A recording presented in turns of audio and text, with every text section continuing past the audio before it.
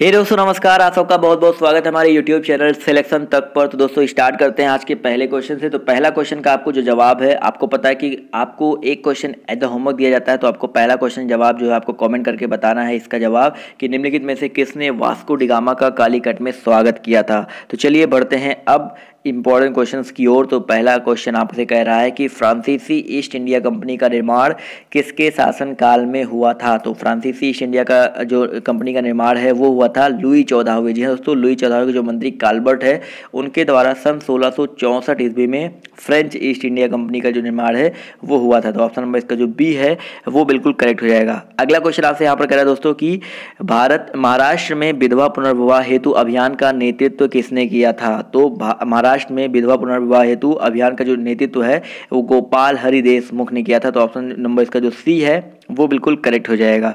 चलिए बढ़ते question number 5 की ओर। तो कह रहा है निम्न कथनों पर विचार करना है और बताना है आपको इन कथनों में से कुछ कूट दिए गए हैं, कौन से सही है कौन से गलत हैं। तो आपको यहाँ पर देखिए कह रहा है कि आर्य समाज की स्थापना 1857 ईस्वी में हुई। तो बिल्कुल सही बात है।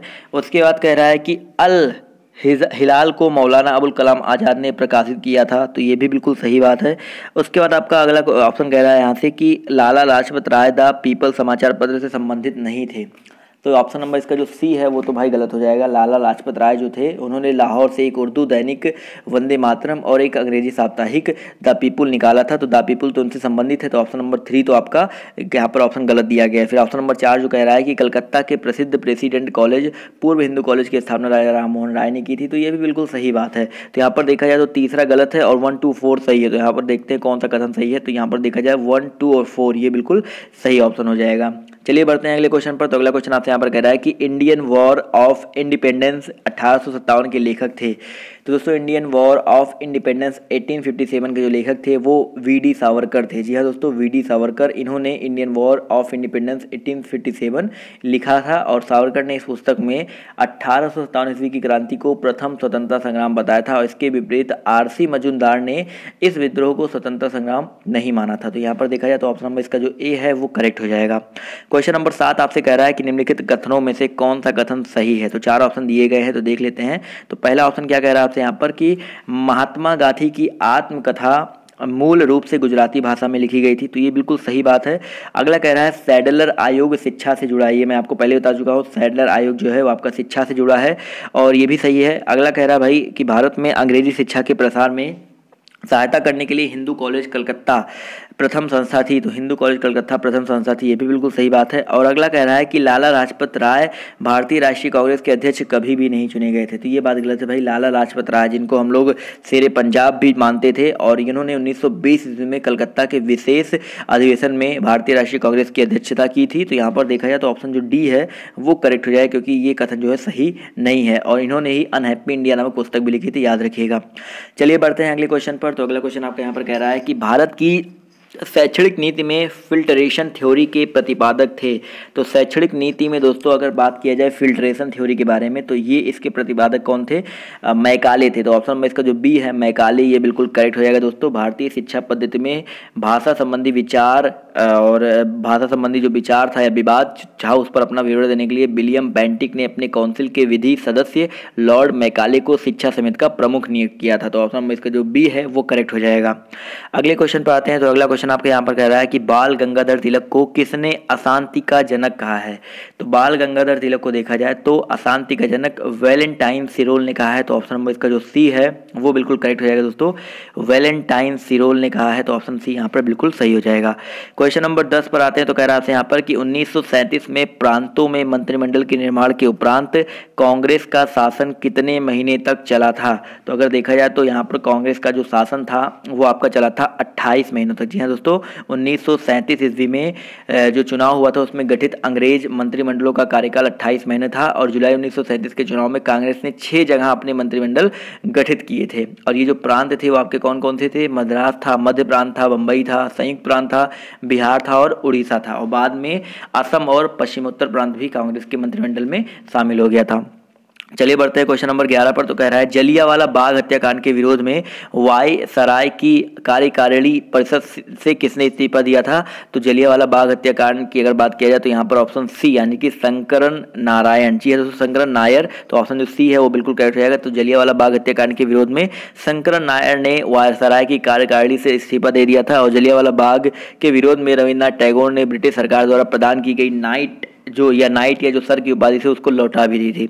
चलिए बढ़ते हैं क्वेश्चन नंबर 12 पर। तो आपसे यहाँ पर कह रहा है कि बंगाल दुर्भिक्ष का वर्ष जिसमें लाखों लोग दिवंगत हुए थे वो क्या है? तो दोस्तों ब्रिटिश शासनकाल में 1943 में बंगाल में पड़े दुर्भिक्ष के चलते तत्कालीन 60.3 मिलियन की बंगाल की जनसंख्या में से लगभग आधी जनसंख्या विभिन्न प्रकार की बीमारियों और अन्य प्राप्ति के अभाव के कारण दिसंबर 1945 में काल कवलित हो गई थी। तो याद रखिएगा 1945 में। तो ऑप्शन नंबर इसका जो डी है वो बिल्कुल करेक्ट हो जाएगा।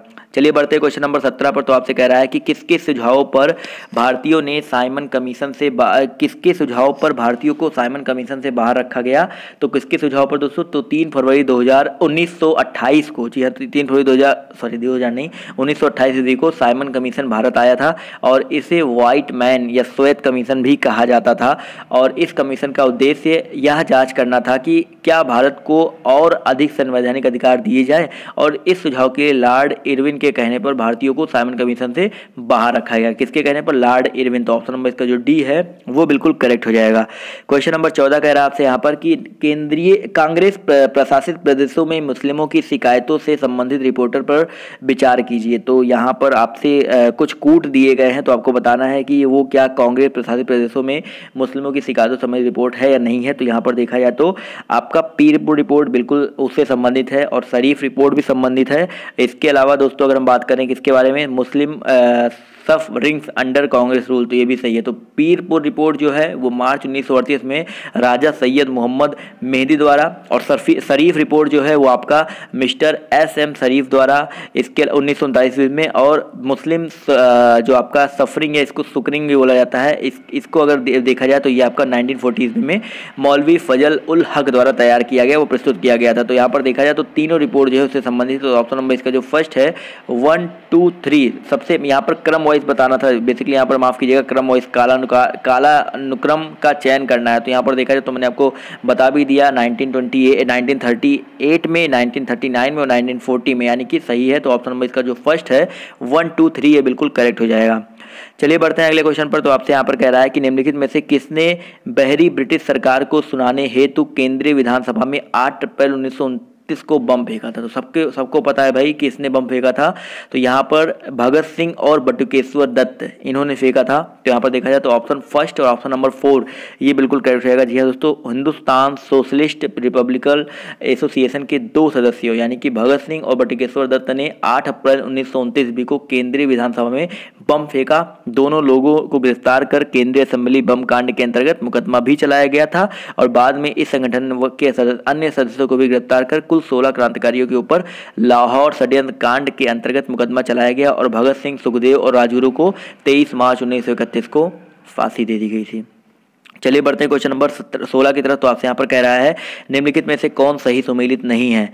तो देख लेते हैं कौन सा सही सुमेलित नहीं है। तो यहाँ पर भारत से प्रकाशित प्रथम समाचार पत्र द बंगाल गजट, तो ये बिल्कुल सही बात है। अगला कह रहा है ऑल इंडिया हरिजन महात्मा गांधी, ऑल इंडिया हरिजन के संस्थापक महात्मा गांधी, तो ये भी बिल्कुल सही बात है।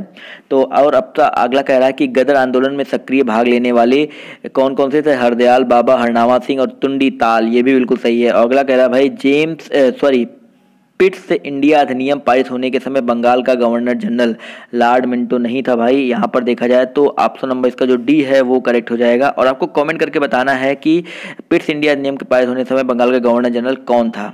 चलिए सबको पता है वॉरेन, चलिए इतना तो हिंट दे दिया, ज़्यादा नहीं बोलेंगे। तो इसका जवाब जो आपको कमेंट करके बताना है। क्वेश्चन नंबर 17 कह रहा है दोस्तों आपसे यहाँ पर कि निम्नलिखित में से कौन सही सुमेलित है? सही सुमेलित बताना है। तो आपको देखा जाए तो लाला लाजपत राय जो थे उन्होंने अनहैप्पी इंडिया लिखा है, तो ये भी सही सुमेलित नहीं है।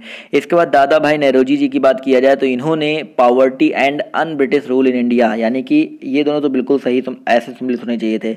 इसके अलावा सुभाष चंद्र बोस ने guilty man of India partition, ये भी आपका गलत ही है भाई। इन्होंने ये नहीं लिखा था, ये राम मनोहर लोहिया ने लिखा था। ये जो बुक है ना ये लिखा था किसने? राम मनोहर लोहिया ने। इसके अलावा रफीक जकारिया जो है the man hood the man who divided India, तो ये बिल्कुल सही बात है, तो इन्होंने ही लिखा था।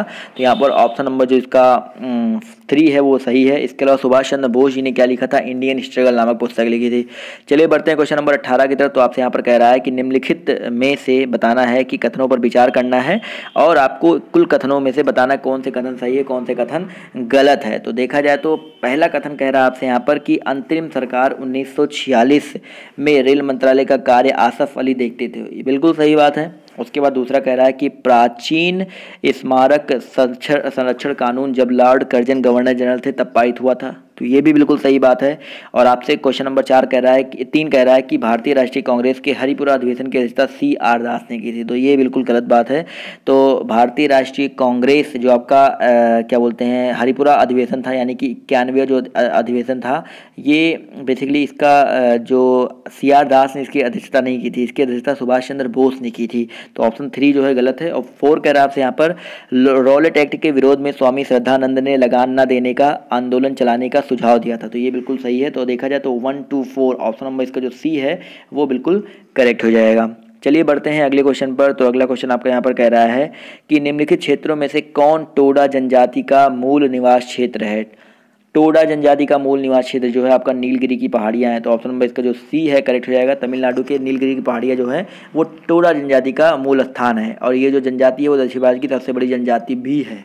चलिए बढ़ते हैं क्वेश्चन नंबर 20 की तरफ। तो कह रहा है आपसे यहाँ पर कि भारत को कितने भूकंपीय जोखिम अंचलों में विभाजित किया गया है।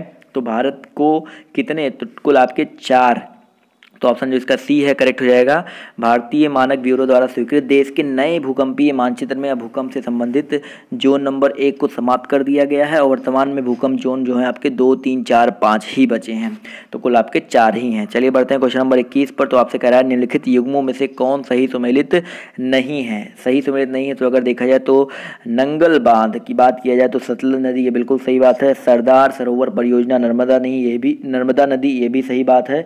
और अगला नागार्जुन सागर आपका जो है कृष्णा नदी पर है भाई, ना गोदावरी नदी पर नहीं है, तो आपका सही सुमेलित नहीं है। तो ऑप्शन नंबर इसका जो C है वो करेक्ट हो जाएगा। ये सही सुमेलित नहीं है क्योंकि नागार्जुन सागर जो है आपका वो कृष्णा नदी पर है, और हीराकुंड बांध जो आपका महानदी पर है, सबको पता ही है। इसके बाद बढ़ते हैं क्वेश्चन नंबर 22 पर। तो आपसे यहाँ पर कह रहा है सूची 1 और सूची 2 को सुमेलित करना है। तो जनजाति है और क्षेत्र दिए गए हैं, तो भोटिया जनजाति जो है वो आपका सिक्किम से संबंधित है, तो सिक्किम क्षेत्र में पाया जाता है, ये C हो जाएगा। और टोडा अभी मैंने आपको बताया था तमिलनाडु के नीलगिरी की पहाड़ियों में, तो आपका ये हो जाएगा B से। और यहाँ पर कह रहा है सेंटिनल जो है वो आपका देखा जाए तो आपका सेंटिनल जो है अंडमान निकोबार क्षेत्र में होते हैं, ये जनजातियाँ पाई जाती हैं। और आपका बीर होर जो है आपका झारखंड में पाया जाता है। तो देखा जाए आपका यहाँ पर ऑप्शन नंबर कौन सा सही हो जाएगा। यहाँ पर देखा जाए तो 3 फिर 1 है फिर 4 है फिर 2 है, तो 3 1 4 2, तो ऑप्शन नंबर इसका जो A है वो बिल्कुल करेक्ट हो जाएगा। चलिए बढ़ते हैं दोस्तों क्वेश्चन नंबर 23 की तरफ। तो आपसे कह रहा है निम्नलिखित में से कौन सही सुमेलित नहीं है। तो यहाँ पर कौन सही सुमेलित नहीं है, तो आपका लिपुलेख है, कह रहा है उत्तराखंड से, तो ये बिल्कुल सही बात है। लिपुलेख जो है आपका उत्तराखंड बिल्कुल सही है। उसके बाद कह रहा है नाथुला दर्रा जो है आपका नाथुला दर्रा आपका सिक्किम में भाई, तो आपका अरुणाचल प्रदेश जो बिल्कुल गलत हो जाएगा। तो ऑप्शन B जो है B है वो सही सुमेलित नहीं है, यहाँ पर आपका होना चाहिए था क्या, सिक्किम। इसके अलावा आपके जो रोहतांग और पालाघाटा दिए वो बिल्कुल सही है। क्वेश्चन नंबर 24 पर आते हैं। तो कह रहा है आपसे यहाँ पर कि भारत सरकार ने निम्नलिखित एल्यूमिनियम कंपनियों में किस एक को नवरत्न स्टेटस प्रदान किया है। नवरत्न स्टेटस किसको प्रदान किया है, तो यहाँ पर देखा जाए तो नाल्को को, NALCO, इसको जो है नवरत्न स्टेटस जो है वो प्रदान किया गया है। क्वेश्चन नंबर 25 पर आते हैं। तो कह रहा है सूची 1 और सूची 2 को मिलाना है, तो कांकीनारा को मिलाना है भाई। तो अगर देखा जाए तो ये केंद्र है, उद्योग दिए गए हैं, तो आपका जो कांकीनारा केंद्र है वहाँ पर कौन सा उद्योग ज़्यादा होता है, तो यहाँ पर अगर देखा जाए तो आपका जूट उद्योग होता है, तो ये आपका इससे मिल जाएगा 2 नंबर से। इसके बाद आपसे कह रहा है यहाँ पर कि विरुद्ध नगर है वो आपका सूती वस्त्र से संबंधित है, तो ऑप्शन नंबर इसका 3 हो जाएगा। चन्नापटना की बात कर रहा है, तो चन्नापटना जो आपका रेशम के लिए संबंधित है, तो ये हो जाएगा। वो भदोही आपका कारपेट के लिए, तो आपका 2 3 4 1। तो ऑप्शन नंबर इसका देखा जाए 2 3 4 1, ऑप्शन नंबर इसका जो सी है वो बिल्कुल करेक्ट हो जाएगा।